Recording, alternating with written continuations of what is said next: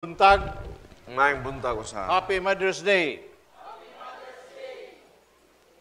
May karon ka medyo last time na eleksyon mura nigamay kayo kay naghuwat sa uwan-uwan. Pero wa pa man mag-release ang uwan-uwan kay na pa may duha ka kandidato nga medyo bugat. So ang uban nagdamgo niini nga dako unta ang ihatag.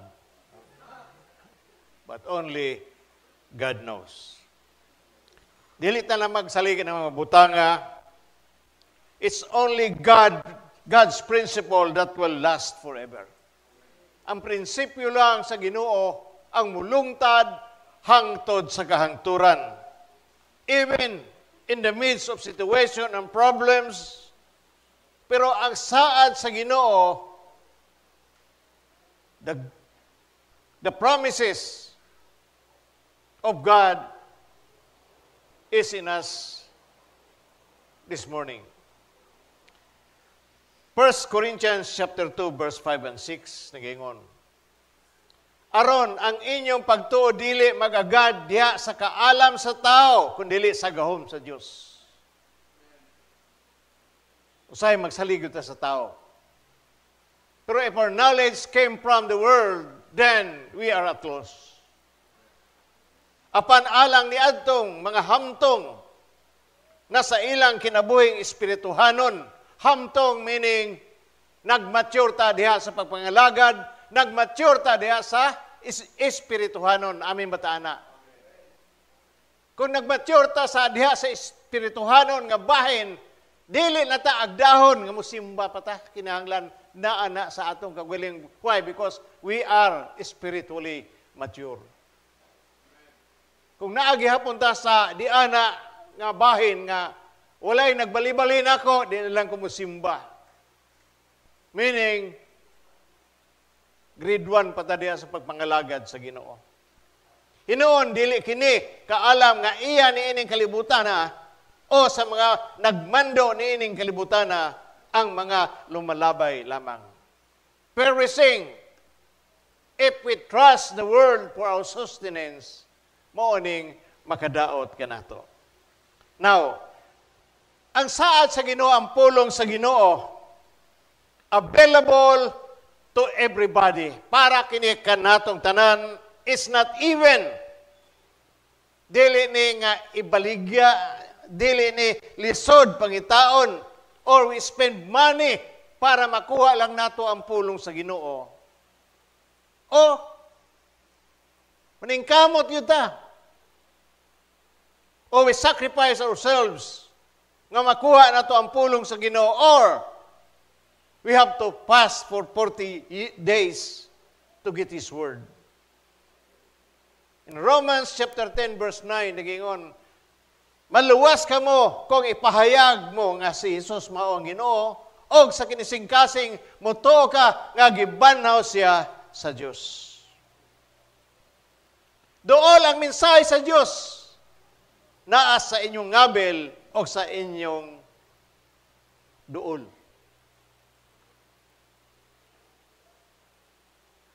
Unsaon man kung duol. Romans 10:9 means ipahayag atong isulti. Naay istorya sa Bible regarding Sarah and Abraham. In Genesis chapter 17, verse 15 to 17, verse 15, unya ang Diyos mingon ka Abraham, ayaw, nagtawga ang imong asawa nga si Sarai, kundi Sara na. Panalinginan ko siya, ugatagan ko ikaw anak nga lalaki, pinaagi kaniya. Panalinginan ko siya, ugimuon ko siyang inahan sa kanasuran, og may mahimong mga hari sa iyang mga kaliwat. Mihapa si Abraham, verse 17, sa yuta, og nikatawa siya sa paghuna-huna ni ini, makaliwat magyod ang tao, nga isagatos na ang panuigon, mga anak pa si Sarah, nga nagpaanuigon og nubinta. Even Abraham, nikatawa siya But God is faithful to His word. Matinud-anon ang Ginoo sa iyang pulong. Thankfully, there is one who keeps His word and never changes. Ang Ginoo dili mabalhin ang iyang pulong kung iyan ang buhian. God will see to it that His word, ang iyang pulong, mo work out sa imong tagsa-tagsa kakinabuhi. Amin ba taana? Hebrews 10:23 nagiingon. Magpabiling kitang maligon sa paglaom nga atong gihuptan kay makasalig man kita sa Dios nga tumanon gayud niya ang iyang saad. Tumanon sa Ginoo ang iyang saad. Mateo 13:8 nagingon, si Jesucristo mao gihapon, kagahapon karon ug sa walay katupusan. The same God that Abraham served, the same God gihapon nga atong gialagaran. Amin ba mo ana? Magdepende na sa atong pagtuo. Panahon sa Biblia or today's generation, ang atong amahan nga ato sa langit, keep always His promise. Kung unsa ang iyang gisaad, iyang tumanon. Pero mag-agad ka nato na sa atong paghuwat sa saad sa Ginoo. Ang uban ka nato na discouraged because they fail to see results. Madiskurahe ta kay wala na pagkita nato ang resulta. After asking sa pangayo nato for His assurance, we can avoid frustration by understanding the word of the Lord. Kung saan man pagtudlo, how the Bible teaches us to understand the promises of God. Kaya kita sa mga tao, kung na imong sulti nga tao, labi na karon kapanahon sa eleksyon, na bula-bula lang bawa sila saad.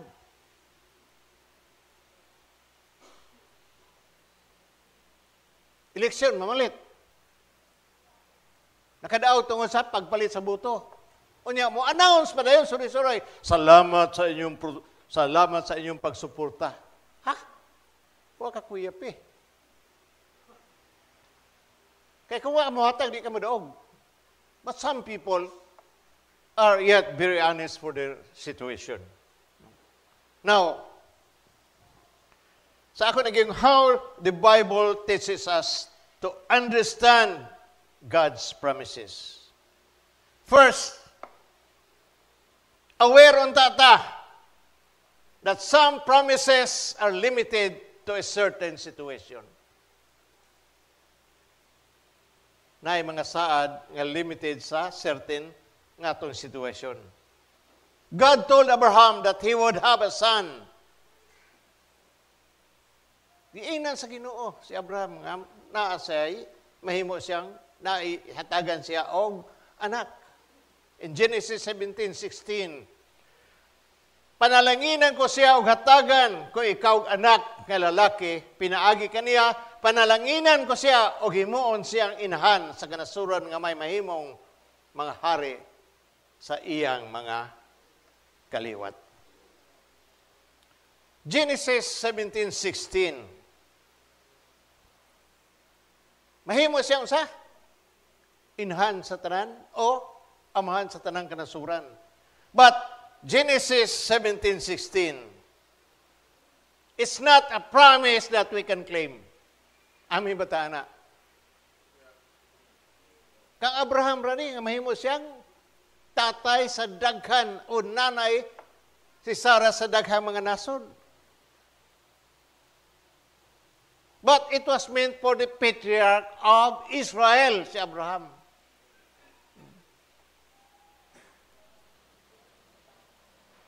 Daw big-inon si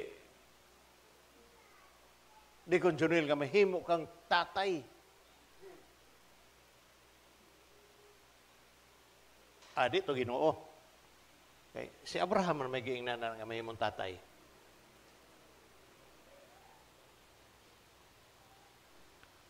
Genesis 17:16 is not a promise that we can claim for ourselves, but it was meant especially for the patriarch of Israel. Second, many promises are instantly for all believers. Ang mga saad sa Ginoo para sa iyang katawhan. Amen ba ta, ana? Para sa iyang katawhan. Philippians chapter 4 verse 19, og ang akong Dios magsangkap sa tanan ninyong gikinahanglan, sumala sa ning hapin niyang bahandi diha kang Kristo Jesus. Intended for all believers. We can stand, we can claim this promise. Isaiah 53:5. Gani gisamaran siya tungod sa akong mga sala. Nangapango siya tungod sa akong pagkadautan. Giantos niya ang kastigo nga maoy makaluwas kanako o pinaagi siyang labod nga ayo kita.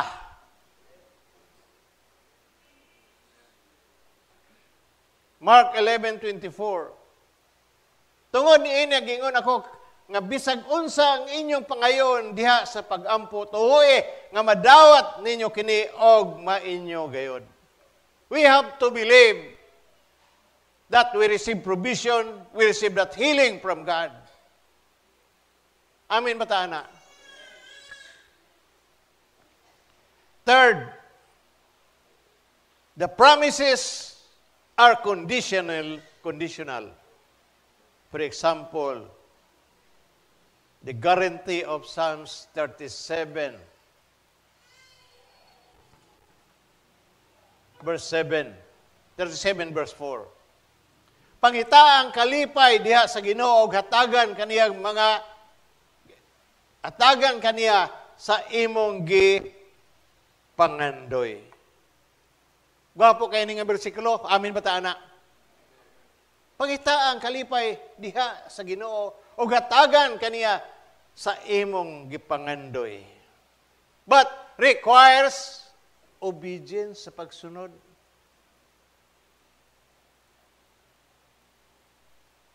Requirement as a believer, pagsunod nato sa sugo sa Ginoo pinaagi sa atong pagsugot. Gusto ba tato nga bastante ang atong pagkinabuhi sa atong pamilya? Amen mo ana. It requires obedience sa pagsunod. Miski gali ang Isaiah 1:19 nagingon, if you are willing and obedient, you will eat the good of the land. Dili ginamos perme. Ginamos po perme sud ano saman? Kidney. Daghang kay sakit ang asin. Obedience. Requirement as a believer. We must believe that God is sovereign. He controls all things. Kontrolado sa Ginoo. Wa tay laing buhaton kundi magmasinugtanon. Romans 8:28.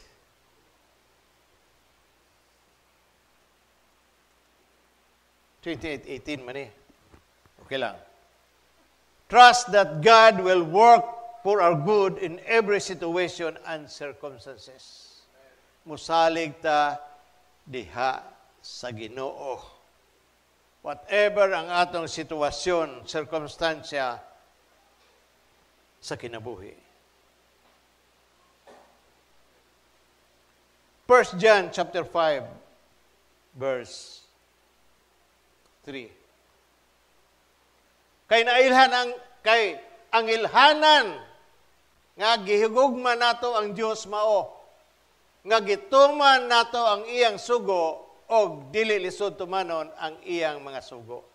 Amin ba ta na? Tumanon ang iyang sugo. Muning usahay ang lisod sa atong kinabuhi ang pagtuman. not just obey God when we are convenient and desirable.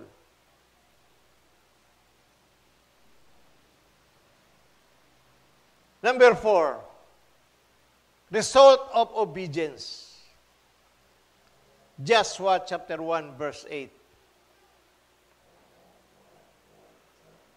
Meditate the word of God day and night, and you will experience personal victory, personal nga kadaugan if you follow His will. Even the world does not consider you a success. Kaya kinikilibutan, sawayon man ka. Naipagsaway pero dili na makatabang sa ato if we deal those things. Now, kung atong hunaon or evaluate na to ang biblical principles sa Bible, the promises of God, we should ask ourselves, panguntanan ninyo inyong kagulingon, kini nga saad, Lord, I am asking this promise with the spirit of submission to the will of God. Kini nga saad, Ginoo, musabit ka ba sa kabubuton sa Ginoo? Might the answer of your prayer makadaot ba sa usa ka tawo, or it can interfere with God's will sa atong kinabuhi? Does it contradict the Word of God? Will my desire advance my spiritual growth? Kaya usay sa atong kinabuhi, kadawat ag bagyo, pareha unta ta sa kawayan. Kusog ang hangin mo, ana ragi na siya. Pero mo, balik rapod. Kung naatihita mo, ingana ta, di magpadayon lang ta ingana ta, dili sa gusto sa Ginoo. Kung i-claim na to ang Lord's promises with the right spirit and pure motives, then honor Him, we receive what we ask. So number 1 is our obedience sa pagsunod. Tagsa nato natay desire. Napa ng Psalms 23, the Lord is my shepherd, I shall not want. Ang Ginoo mao'y magbalantay sa akong kinabuhi. Og walay makulang kanako.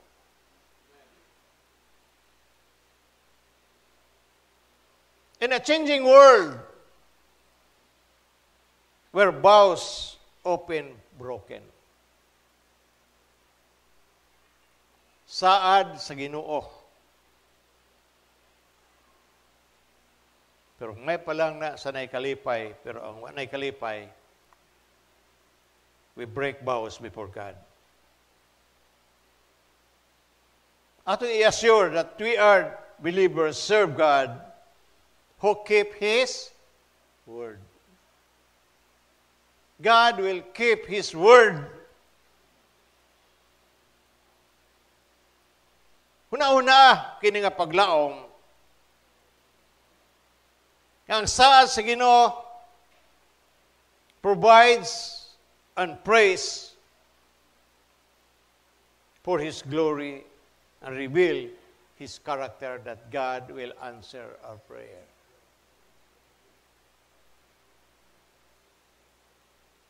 Dili unyang gabi natubag sa Ginoo nato. Uban suma-suma na, suma. Pila mo ka bagdilis baray? 8.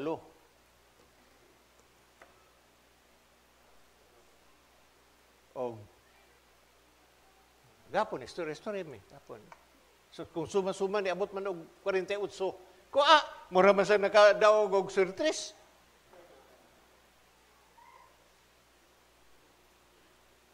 Siya, may nalimbi siya, bayad din sa utang. Pa mo kayo ba, inyo rin mo ng kwarta. Sige, pang lista. I-appeal sa kunyo yung lista di. Ya, barangay 16. Barangay 23. Sa manang daghan diya sa to. Pero kung nanghata gabi ambot lang ka kung daghan bata karon musimba. May gani ka manghatag. Kung nanghatag pa, bilasyon. Pag naay motor mo agi, alag gukod ayon, gukod. Mag-away pa kas 20. Kita dire simbahan di ta mag-away kung kinsa nga politiko nga atong butuhan, amin bata ana. Amin bata ana. Magbungol lang ta sa 20 pesos, magdungol ta sa 1,000 kung sa ikan klase nga kuan. Sa ako nang gisulti ganyan introduction, we should ask the power of the Holy Spirit kung kinsa ang atong butaran. Amin bata ana. Pero dako galing ang kabali ng utok. Nga naman, nakonsensya ko, wag ako yapi. Pagkas kayo makonsensya nga imo man ang kwarta.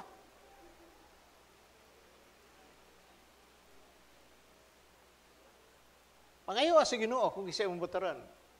Whether gipangayo nimo sa Ginoo, isa imong butaran, niya napildi. Sa Lord nga, kini may kung gusto. God is sovereign. God knows what He is doing. But mark my word, the word of God is settled in heaven. God will see to it that His word will walk out in your life. Nagampo ko nga mugro unta, spiritually mugro, kita tagsa-tagsa sa atong pagkinabuhi sa Ginoo. In terms of our giving, in terms of our service sa atong Ginoo, mao na ang pangayoon nato nga ang iyang pulong modulot karon sa atong tagsa-tagsa ka kinabuhi. Amen bata ana. Let's all stand please. We will minister to you this morning. Na tayo maghinahanglan. Pero atong siguroon nga matanom sa atong tagsa-tagsa kasing-kasing nga ang Ginoo, ang pulong sa Ginoo, mutubo gina